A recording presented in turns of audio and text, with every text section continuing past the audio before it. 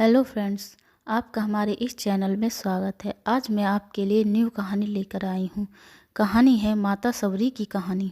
एक समय की बात है, भगवान राम के जन्म से पहले की है, जब भील आदिवासी कबीले के मुखिया अच के घर एक बेटी पैदा हुई थी। उसका एक नाम श्रमणा और दूसरा नाम सबरी रखा गया। सबरी की माँ इंदुवती उसे खूब प्यार करती थी।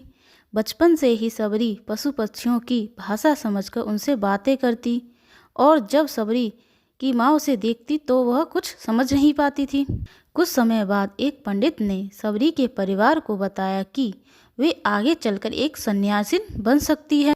इस बात का पता चलते ही सबरी के पिता ने उसका रिश्ता तय कर दिया। जैसे ही शादी का दिन नज़दीक आया, सबरी के घर वालों ने खूब सारी बकरियां और अन्य जानवर घर के पास लाकर बांध दिए।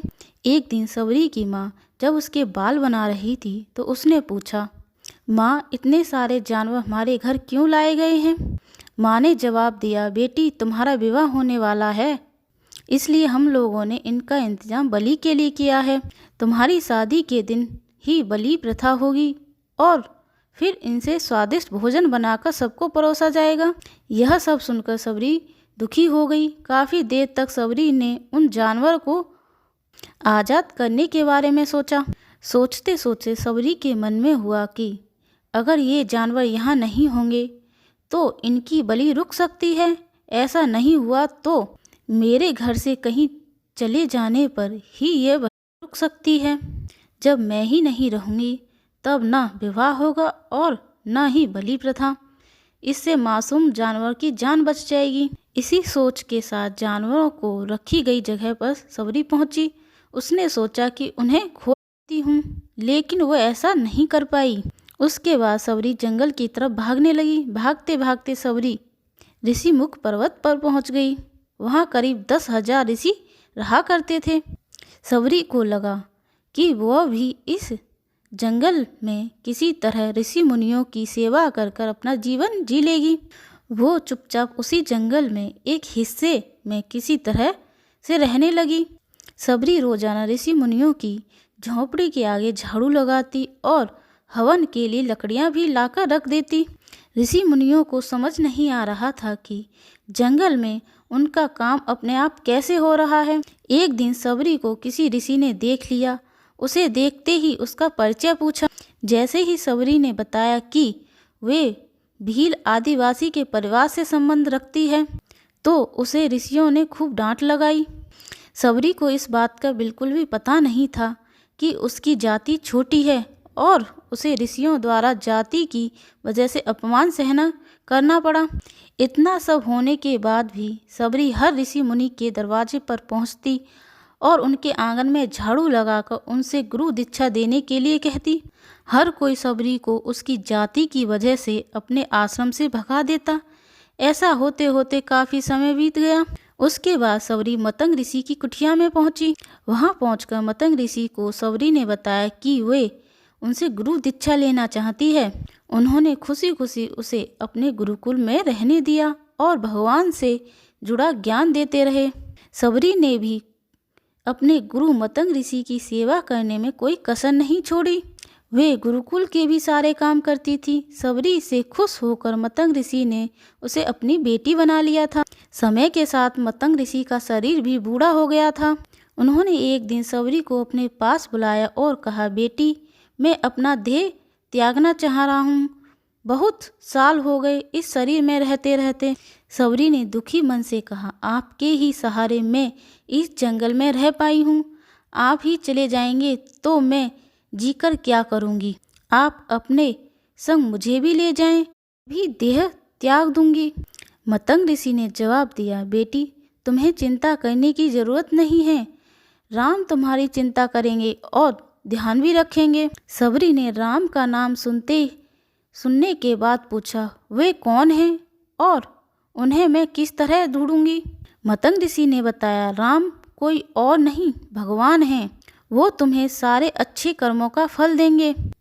तुम्हें उन्हें ढूंढने की कोई ज़रूरत नहीं है।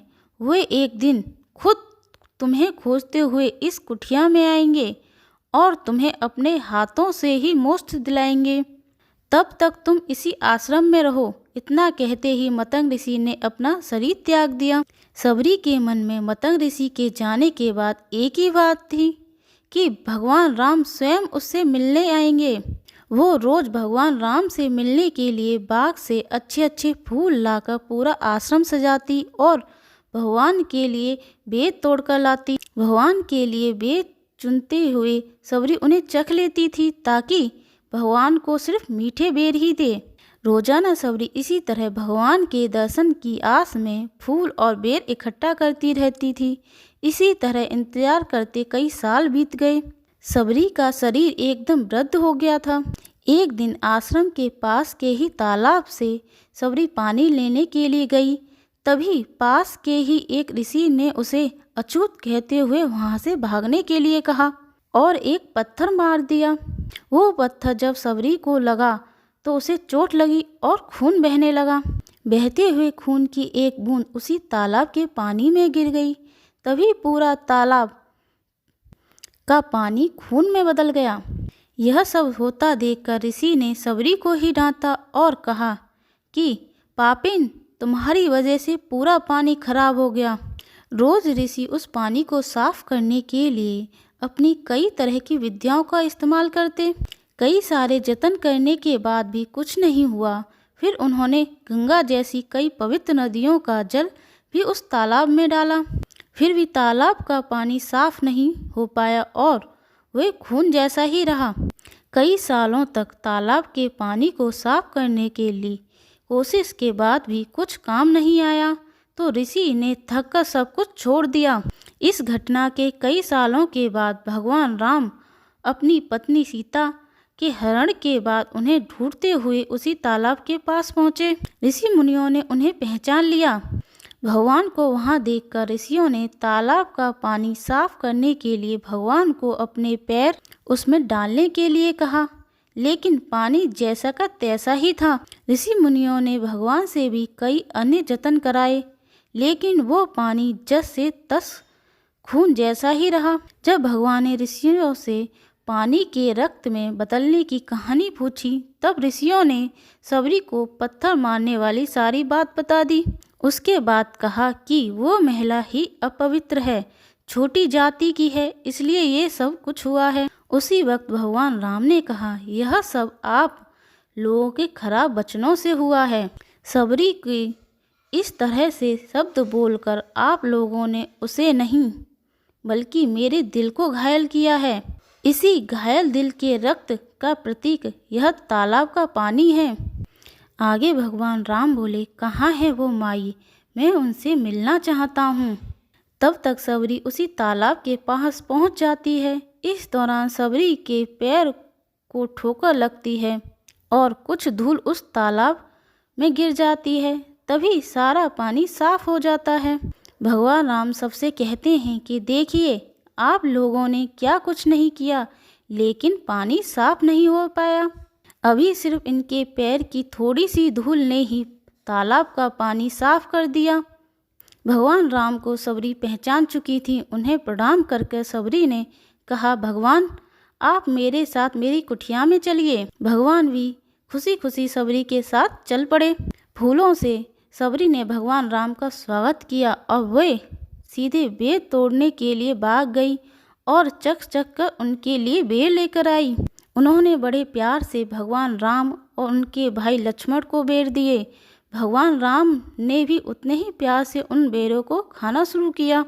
तभी बेर देखकर मुंह बनाते हुए लक्ष्मण ने कहा, भैया ये बेर तो झूठे हैं, इन्हें आप कैसे खा सकते हो? भगवान ने जवाब दिया, लक्ष्मण ये झूठे नहीं बल्कि बहुत मीठे हैं। सबरी माई हम सबके लिए ये बहुत प्यार से तोड़कर लाई हैं। इतना कहकर भगवान राम प्यार से उन बेरों को खाने लगे।